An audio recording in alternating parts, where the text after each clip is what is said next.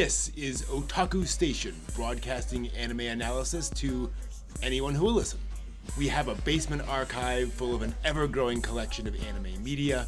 We dig deep into the great anime of the past to give you the context you need to fully appreciate the best this medium has to offer. Let's jam.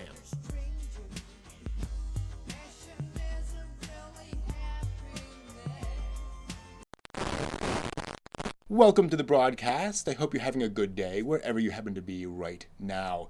This is Otaku Station, and today we'll be talking about the 8th episode of Anne of Green Gables, the 1979 anime. Now, for those who haven't been following along, there's a girl and her parents who are staying here for a little while. Bunny is the girl, and good news, Sarah, my little assistant, has also returned to the tower. She would have been the first to show up, but well, I won't get into it. Funny thing though, I see Bunny's been spending time on the couch watching anime, and she occasionally glances out the window at Sarah, who's working in the garden sometimes, but Bunny's still kind of shy and doesn't quite seem ready to explore friendship yet, so I'll give them some space. Anyway, let's head to the research room and talk about how this version of Anne works just as a kid's show, right? Separate from adapting a classic novel, how does this work as an anime? How well does Anne work just as an anime series for kids, putting aside it being an adaptation? Not surprisingly, I think it does so very well. I think this is very watchable, whatever that means, but it presents this story of this young girl growing up in a very effective way. But there are some things you probably want to watch out for when showing this to kids, particularly folks in the West, adults and children. First thing is you are expected to pay attention. You know, Takahata shows rather than tells. There is some narration here and there, but generally speaking, no one's going to just say, Anne felt sad in that moment. Now, this is part of the magic of the experience, is that you can grasp what's going on with Anne without somebody coming in and telling you. But especially for younger kids, expect a lot of questions from them while watching it. Why didn't Anne say anything in that moment, right? It's part of the experience. It does show Anne's sad backstory, which, young kids will probably feel sad. Adults feel sad about it too. But while it makes you feel bad for Anne, it's not syrupy. It's not tragical, as Anne would say, right? I think it's done in a way that young kids can appreciate and understand, but it's not going to make them cry, right? They just realize, oh yeah, Anne was kind of alone, really, as a kid. So again, I think it's appropriately done for kids. Another thing to be aware of, which I think Western audiences in general might have a problem with, is Marilla. Marilla is severe with Anne, but never emotionally manipulative or inappropriately punishing, right? But it can still feel shocking to modern audiences, especially in the West, where you're never supposed to even raise your voice at your kid. You're never supposed to be sharp with them the way Marilla is. And I think with that, if you do find folks, pushing back against that or saying, oh my gosh, Marilla just, why can't she be nicer to Anne? I think there are two things there. First is to have a little more sympathy for Marilla, right? And that Marilla did not expect to have to raise a kid, to be the one directly responsible for these aspects of raising a kid. She's not set up for this, right? And so she's doing the best she can. Have a little grace for Marilla. But also there's a lot Marilla doesn't do. She's not paddling Anne. She's not sending her to her room without her dinner. She's doing the best she can, and I think she could be doing a heck of a lot worse. So that's something to be aware of. I'll also say it's a very educational anime, just in terms of being a snapshot of the time. This is stunningly accurate to the time period. So there's a lot to learn and a lot to talk about of, look at the stove they have and how they use that to cook. Look at the dishes they have. Look at the food they have on the plate, right? It's very humble, simple food, and you can talk about what would farmers eat at the time. So that's a cool element of it for kids. But I would say most fundamentally, this is a story about a girl who's very different and who struggles with that. Admirably, the show portrays being different as being okay, even good, but also bringing with it challenges. And that's just part of life, right? Who you are doesn't always integrate with other people, and you've got to navigate that and make that work. It's a remarkably well-rounded look at growing up.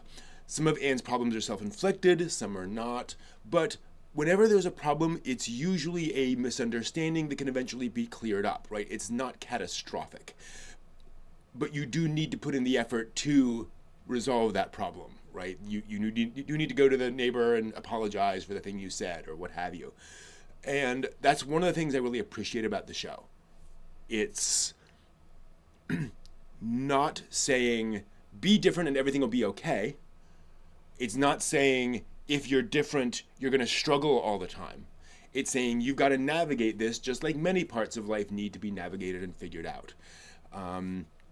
Now, there are other elements of Anne of Green Gables that work really well. Like, I think it does an amazing job of portraying how Anne heals as she grows up, how she gets past a lot of her trauma without her ever realizing it, how she kind of unconsciously finds her tribe as well. So that's like just really, really impressive. So that's all about, like, I think it does work really well as a kid's show. So anyway, those are my thoughts. Thanks for watching. Welcome back. I hope you found that useful. Quick update. Got another visitor. Richard, the storyteller, has arrived, traveling storyteller. His drone came in first, of course, which caused quite a stir. Both Sarah and Bunny are out asking him all sorts of questions about it. He even brought a manga that he found when traveling, which is very interesting. Yeah, he said he plans on staying for a while and passing on some stories. Fantastic. Meanwhile, we need to get to our analysis of Anne. In this episode, watch out for two things. First is how Anne acts in front of people she doesn't know. And secondly, how Anne's independence is portrayed, both positively and negatively, like its upsides and downsides. So yeah, let's get John and Steve on the line. All right, it looks like we've got John and Steve on the line. We ready to move forward with Anne of Green Gables? Good to go. Yes. Let's do it. That was a noise I don't think we've ever heard Anne make. No. That's a great point. So far. Yeah. Like, Even playing outside, we haven't heard her giggle like that. That's yeah. okay. It's pretty cool. Anne's feeling at home. We know that. Yeah. Look at the geometry of that. Oh yeah, good point. Yeah. Wow. Mhm. Wow. Very interesting. So let's talk about where Anne's head is. She's smart. She knows it's Sunday's coming up. You need your Sunday best to go to church. So she's imagining clothes. And so she's imagining beautiful finery, beautiful, well-made, well-tailored, clothes. But we know Marilla. Who always wears the same brown shirt and the same brown apron. In a sense, she's right. Like, Marilla wanted to surprise her with new clothes. That's very nice of Marilla. Yeah. And as far as I see a purple color, a blue, and maybe a green. Yeah. Mm-hmm. Yeah. Variety. It breaks the monochromatic theme. Shocking. It's amazing. We have not seen her wearing anything other than her dress up to this point. Yeah. Her only clothes. Can I just say, look at Marilla's expression? Yep. Yeah. I did a good thing. Kind of expression. Well, Anne is not quite as thrilled. Although, in all honesty, Anne heard her sewing. So that means this stuff didn't come from, like, the local dry goods store and Sure. Marilla hemmed it. Marilla made this. Yep. So Anne better be appreciative. Yep. Yeah. Oh my goodness. The poor girl is doing her best, right? She's trying to say the most positive thing she can think of to say in the moment. I think that has been made clear. Yes. Yeah. Also, Marilla seems much more upset about Anne not believing the dresses are nice than she was with Rachel and Anne going off on her. Mm-hmm. Yeah. Yeah. Oh. You can tell this is pricking Marilla's vanity a little bit. That I thought they were very nice. Well, unlike the whole Rachel thing next door, this is Marilla's actually personal. done a thing. Yeah. It touches a raw nerve because Marilla's made effort. Like, Yeah. ooh. Mm-hmm. Interesting. Marilla didn't leave. Yeah. Mm-hmm. So Anne's she's being ungrateful. Mm-hmm. Sort of. I mean, Yeah. she says thank you, basically, but, Yeah. just like, Marilla could have been insulted and walked out, closed the door. True. Instead, she purposely sits right down and continues the conversation. Like, good on you. Okay. Yeah. 何の飾りもない。 Also, I prefer the plain sensible ones in everything, Marilla. Yes. In everything. It's why we don't have salt. Okay? That's why everything's bland. Well, you have to be surprised then, because who was the one that decided to make Green Gables have green paint? Yeah. It is a very nicely appointed, clean-looking, but still colorfully attractive little house. Mm-hmm. If it was Marilla's choice, it would all be brown. Yeah. Yeah. Brown walls don't show dirt. Brown paint doesn't show dirt. Brown floors don't show dirt. Oh, for the love of. Is that a shading issue, or was she red-faced? Who? Marilla. Really? That's a good point. That is definitely a different shade. Mm-hmm. Yeah, but that's what I can't figure. Yeah. Because it feels like Marilla's Little starting flushed. to get a little cooked. Like she's... But I don't know whether this is just a coloration thing, it's just a little variable, or whether they purposely were making her look that way. Yeah. I suspect it's purposeful. Partly because there are multiple cells of her doing this. Unless they got really screwed up on the skin color, which is possible. I mean, we've seen plenty of times where shading kind of changes background. Wasn't it? It was Sailor Moon. I thought that was like some of the background shading changed in some stuff we were watching. It was like, okay. Yeah. But I just wanted to make sure because I'm seeing this. It's like, it seems like she's flustered. Yeah. Mm-hmm. I think so. That the Japanese voice actress does a great pouting little girl. She does. Yeah. And to your point, you can tell Anne's struggling because she realizes she's being ungrateful. Yeah. And there's this disconnect between this thing I really wanted, but I'm not getting, but it's kind of unreasonable to expect it, but it's what I really want. Why can't I have it? All those little kid feelings.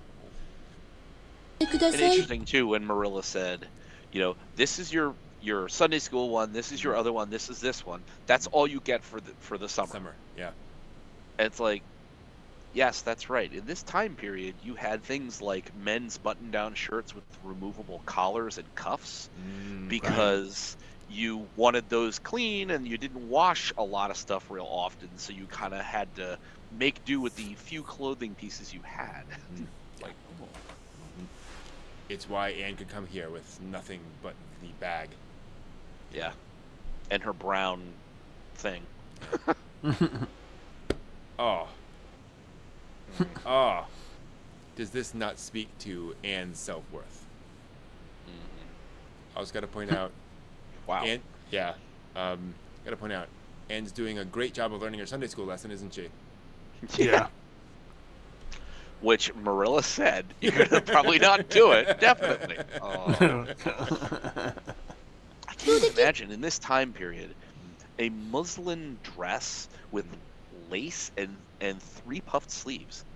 That's going to be like a half a year's income. This time period. Be like, wow, Anne, you're really up gunning for dresses. Aiming high. Also, that would be a dress for a 16-year-old. Yeah. Right, an older girl who is, out in society, not an 11-year-old. Yeah. Yeah. Let's talk about the ma of this moment, right? Like, Takahata's really holding on this scene and letting us live with Anne, imagining the better dress, which is a little remarkable considering that, again, Anne's now of Green Gables, everything's solid, everything's good, she's moving forward with her life, but she still has to use that imagination to get over the hump of her disappointments. Yeah. And notice how Marilla didn't pop the door back open and be like, Anne! I was waiting for that. Focus. Yeah. Focus. Come on. Focus. And a nice green hat. Green hat. should be pointed out, and I love what they've done with the colors here, it is plain. Yes. Yes. They've made it a very ordinary color, but very appropriate for church, right? Not dull, but just exactly what everyone else is going to be wearing. No frills. No frills. Because I can just imagine at the church they're probably going, well, Marilla's, the girl they brought in, she should be showing up. How will we know what she looks like? Marilla. we'll know. Rock, got it. We got oh, there she is. How do you know? Look at the dress. Just look at the dress. Yep. Is that the girl that yelled at Rachel? No. They probably will say that. Yeah, I was going to say, it's not a big community. That's quite something for Marilla to say. Yep. To be aware of that and compliment Anne on her looks. And to point out, like, this is not Marilla saying, you are pretty, right? Right. You look, it is saying, that's a good look for you. Like, that's good informational feedback about how that outfit looks on her. Right. Yeah. For a moment there, because of the way that was drawn, that little picture frame behind, Yeah. For some reason, I thought that there was going to be some reaction, that there would be some information there. I don't know why, but it seemed like the animation was geared towards that direction. And when she had the reaction, I was like, oh, did she notice something in the picture? Yeah. Mm-hmm. Yeah, it's interesting that they kind of they took the time to draw the picture, but not include it in the shot. That is surprising.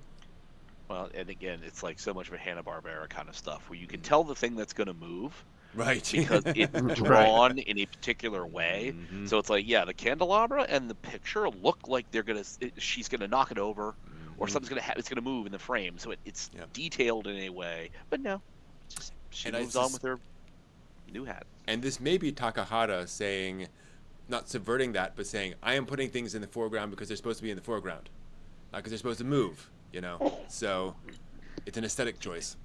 A brand new hat, that could not have been cheap. True, absolutely. Yeah. So even though it's, Marilla flavored, it's at least, it's a new hat. That's something to be amazed at. Mm-hmm. Totally.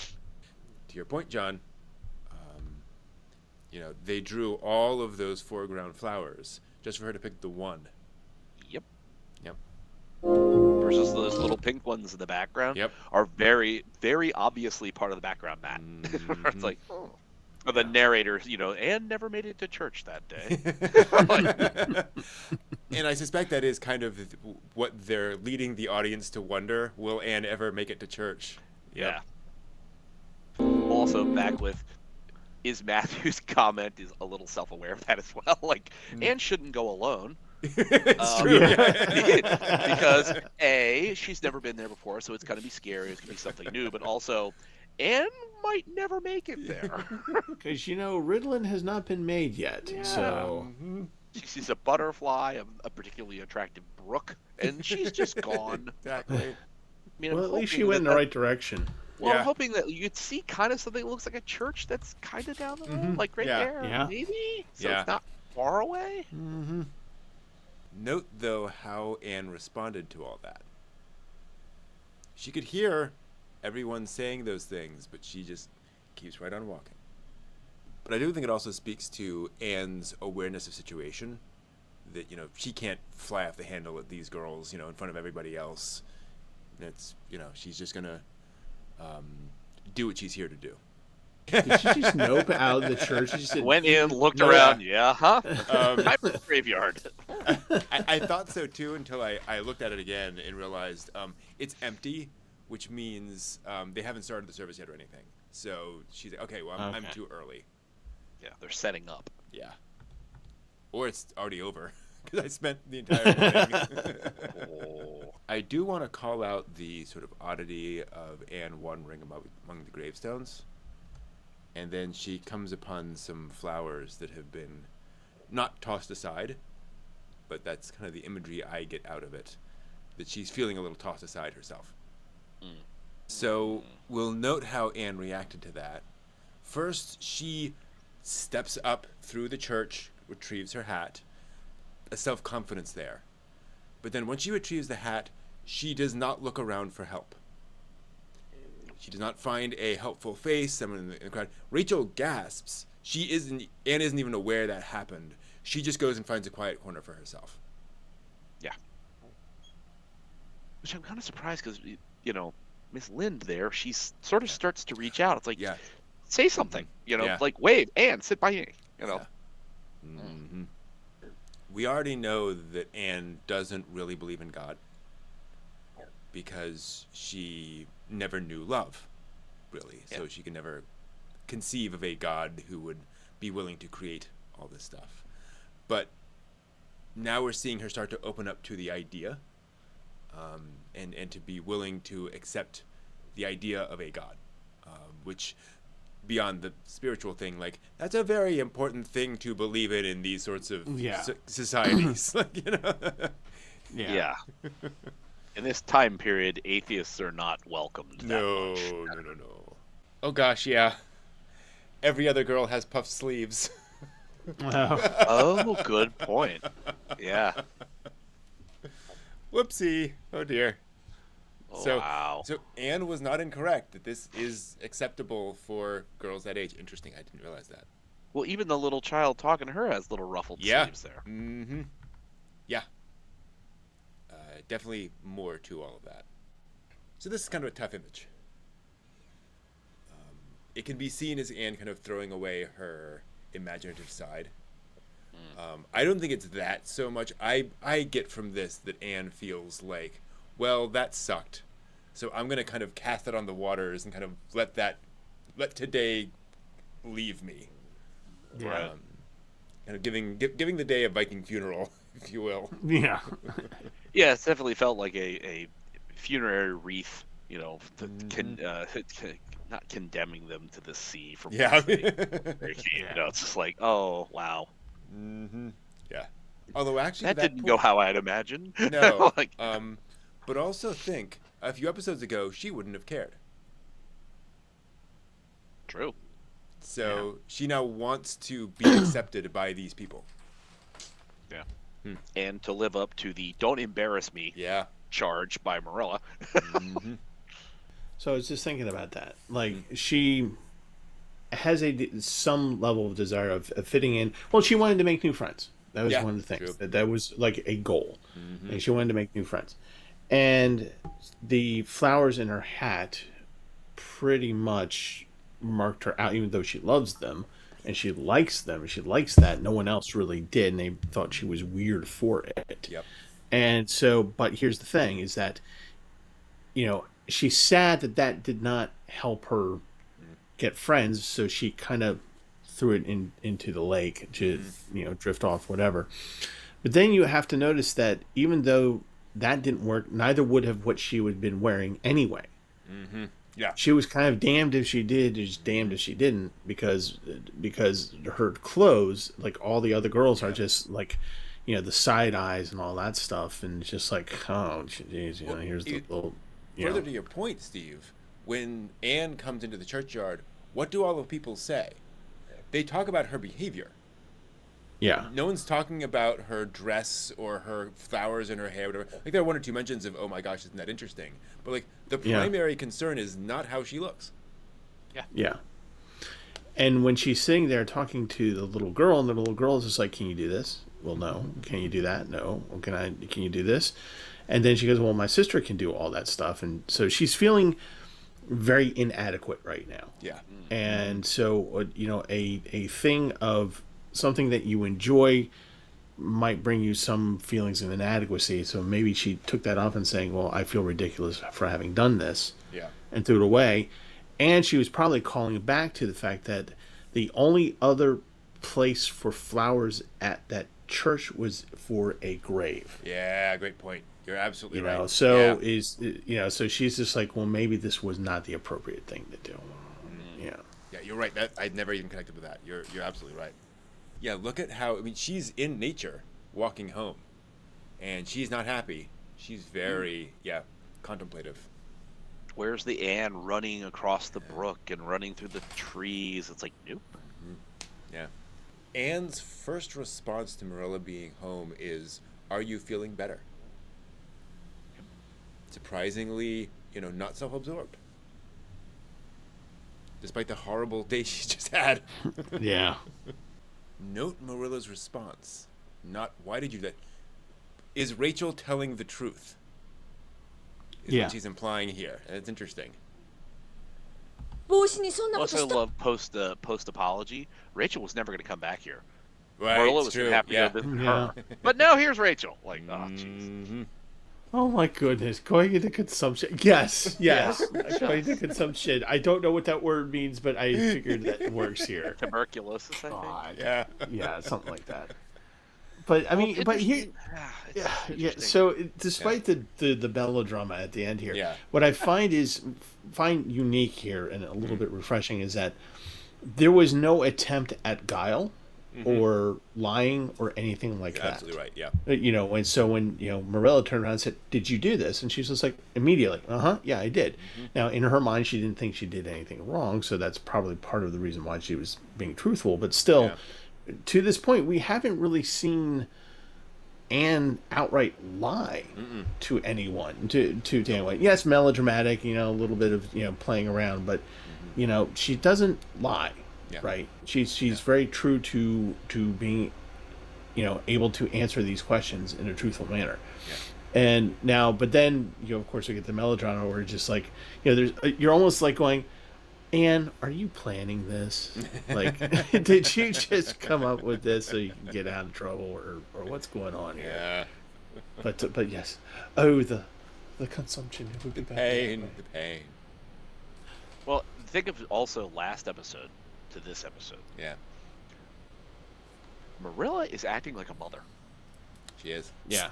You know what I mean? Did you do this? She's like actively engaged in this. She's not standing by while Anne freaks out at Rachel and just her go, Anne, go to your room. We'll talk about this later. Yeah. This is if she's, did you do that? That would look terrible. That was just such a silly thing, Anne. It's like, wow, Marilla really mothering up here. Yeah. Anne's behavior now reflects poorly on Marilla. And I don't mean that in a guilt sense. I mean, now Marilla identifies with Anne. Yeah. There's a personal connection there. You're right. So I think this again speaks to the fact that Anne has no control over her emotions whatsoever.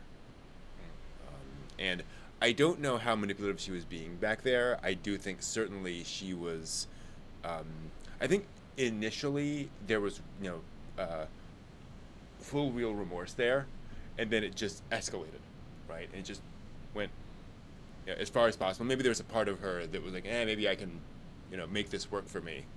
But then when she realizes that Marilla says, no, that I'm never sending you back. I have no intention of sending you back. Anne realizes, oh, this is real. And now I feel real shame at what I've done. Yeah, I thought she was gonna actually run up and hug Marilla. That's why I thought. But I can see exactly what you're saying. It's like, oh, I dialed this up too hard, and now I feel bad about that. It's like, but here to Marilla's point, to good on Marilla, she called her out.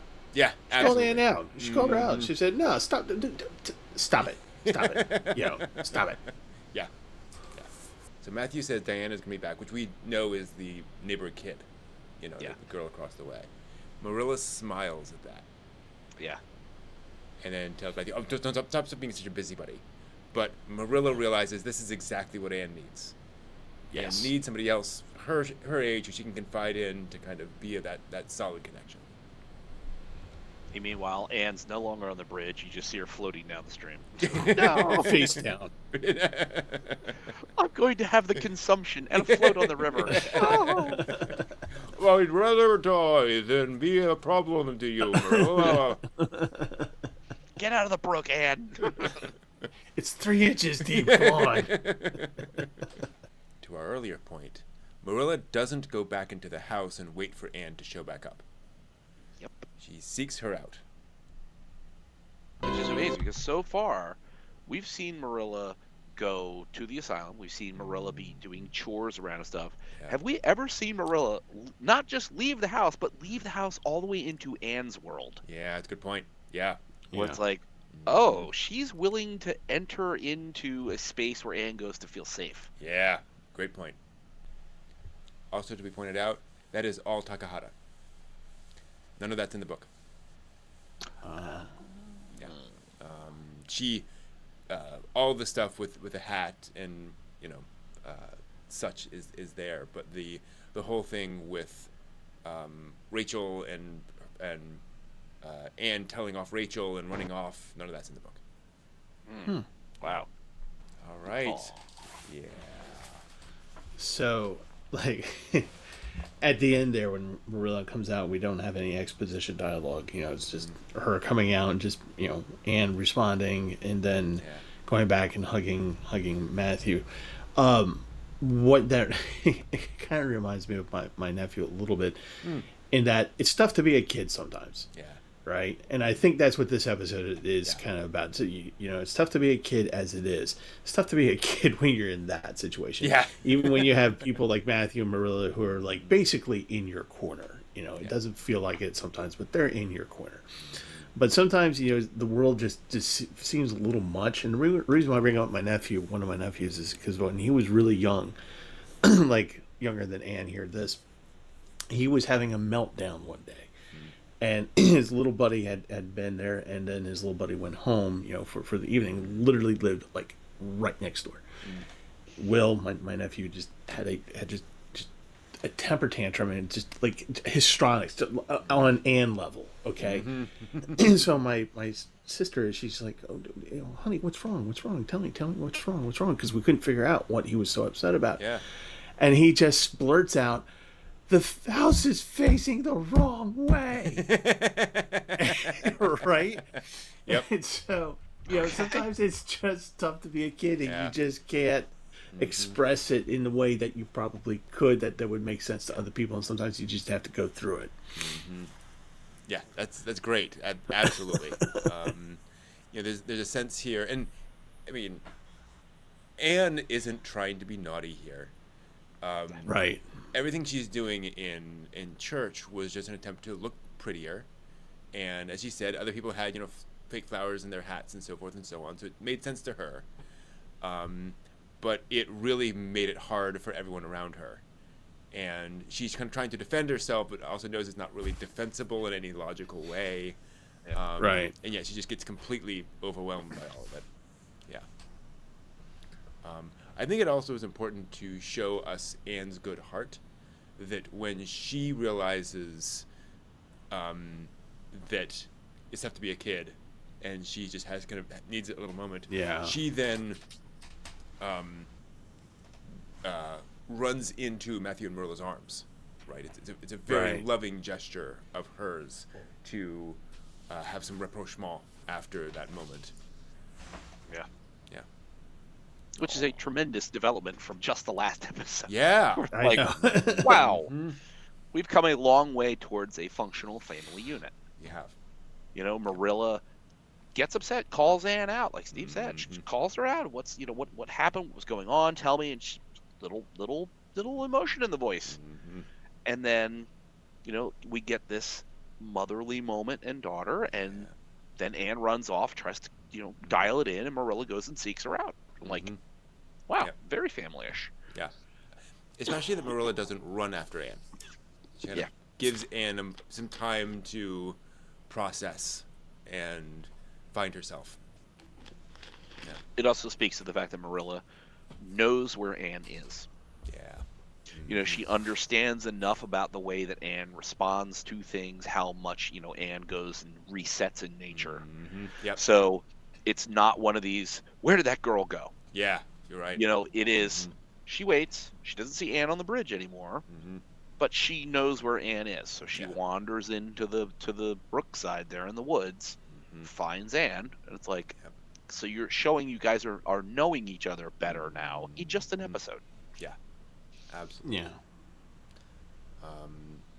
I can't stop thinking of that symbolism, Steve, that you brought up, that flowers at church are only there to be kind of thrown at graves.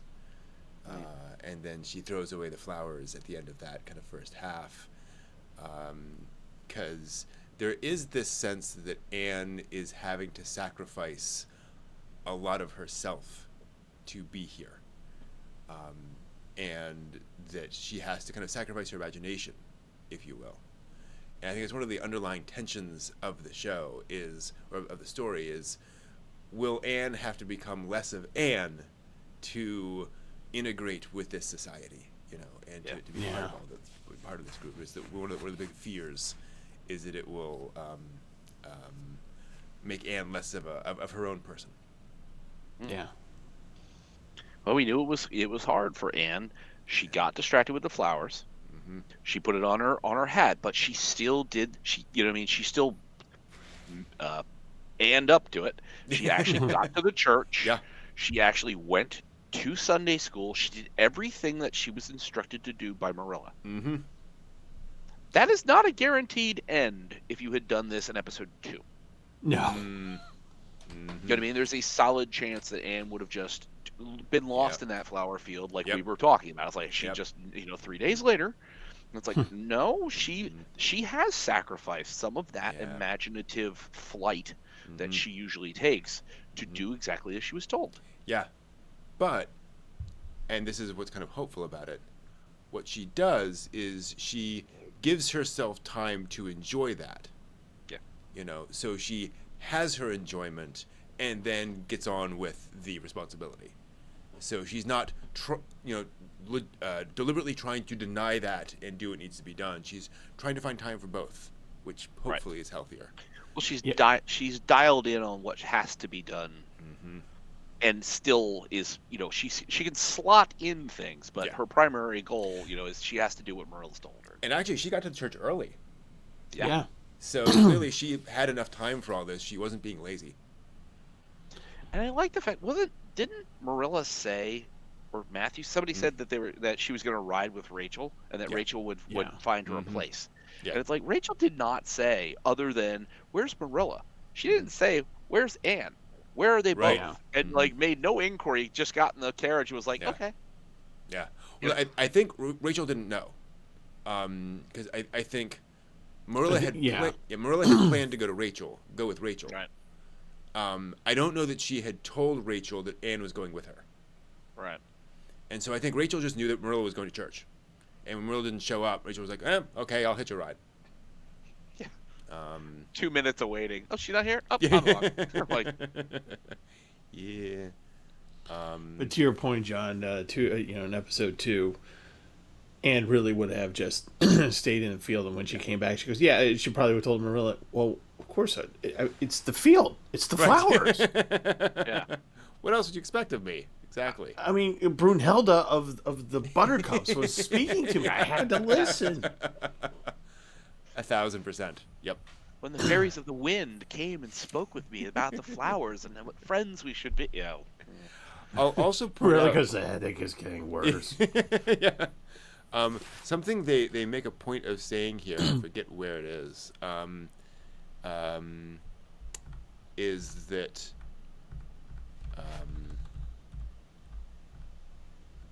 I don't think they mention it here. They mention it in the book. Is Anne does answer the questions that her teacher tells her or asks of her. So she did put in the work of learning her lessons and respond and so forth. So even beyond just showing up, she is being responsible in that, which is pretty remarkable for a girl like Anne at this point. She's showing rare focus. Mm-hmm. Yeah. Well, I thought it was interesting that she said, well, I had a lot of questions too, but, there was just no time for it, whatever. Yeah. But that also kind of tells you a little bit about her intelligence, which is, okay, she put in the work.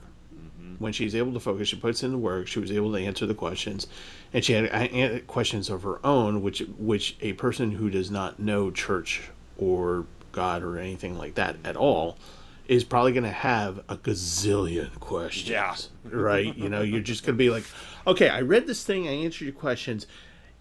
Here's the thing that doesn't make sense to me. And I could just see Marilla, just like if she was there, just look like, no, please, no, stop, because, Anne's going to ask the questions where either they're going to be really tough and that no kid's going to understand it, or it's going to be totally inappropriate. Yeah. Like, like, all dogs go to heaven, right? About that. 2 days later, a church meeting is held and is excommunicated. Mm-hmm. Yeah. But yeah, we're definitely seeing some development Yes. on all the various characters here. Yeah. Any other final thoughts on this episode? I think her red hair looks great with that green dress. Oh yeah. You know what I mean? Yeah. It's like it's a nice color combo. Yeah. Mm-hmm. If we're going to talk about that, I think the other hat would have been better, not the brown. Yeah, yeah. Yeah. Matching greens. Yeah, I agree. Yeah, the brown hat was just too. Well, I mean, at the end of this, she's going to be primed and ready to pilot the Evangelion, the Ava Unit 3, and, just... Well, you know what? Actually, Anne's superpower... Okay, so Sailor Moon's superpower is crying loudly. Mm-hmm. Anne will just talk you to death. True. Yeah. She'll be doing the one monologuing while the bad Right. guys just sit there looking at their watch like, well, I'm not going to do this now. Don't you think the trees need a name? Oh, jeez. Oh, I'm trying to destroy the world. Yeah, but first listen to me about the flowers. That's it. I'm done. I can't handle it. I'm out. Evil plan off. Mm-hmm. Oh dear. Can I make you feel a little more sad? Uh-oh. Oh. Final lines of the chapter. Anne's going on about her thoughts about church, and on and on and on. Marilla felt helplessly that all this should be sternly reproved, but she was hampered by the undeniable fact that some of the things Anne had said, especially about the minister's sermons and Mr. Bell's prayers, were what she herself had really thought deep down in her heart for years, but had never given expression to.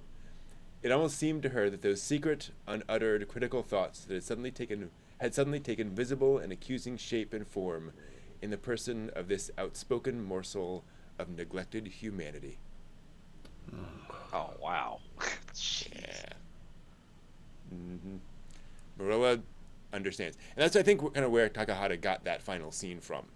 That sense that Marilla is really connecting with how Anne feels right now, that Anne feels that she's doing her best, but just no one understands her. And Marilla's understanding that now. Which, other than the flowers on the hat, Marilla has to be fairly pleased that Anne answered the questions and attended the service and attended the Sunday school and didn't get up and walk out. Yeah, and didn't say, oh, the minister, Mr. Bell, was so terribly boring that I went outside and played. Yeah, true. You know what I mean? Like, so Marilla's motherly response about the flowers and stuff is really, I think, tempered with the fact that Anne did the thing. Yeah. Yeah. Mm-hmm. A little bit of variance, true, but she did the thing. And it's like, well, so that must show, for Marilla to be opening up in a more motherly way, that's got to be sort of gratifying because she knows she's having an impact. Yeah. Mm-hmm. Yeah, absolutely. Yeah, it's not like Anne got so bored with the sermon that she just walked up, went outside, and everybody watched her through the window running back and forth.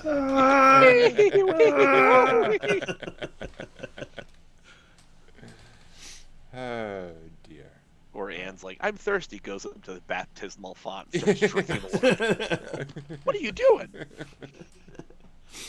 To which she'll probably cheekily respond, I go, well, my insides are blessed now. Yeah. Very much so. If belief starts from the inside, I've blessed my insides. Oh, Anne. A few stern talkings, too, coming. Yeah. But yes. And to that point, I think a lot of Marilla's response to this is more shock than I think there's disapproval, but any sort of dislike or anything along those lines. I never even thought that was possible for a person to do in church. Yeah. Yeah. Anyway, that is episode 8 of Anne of Green Gables. More to come. Quite the show. Welcome back. I hope you found that useful. Good news, Mito, the engineer who helped fix all of our problems, she's just shown up to spend some time here herself.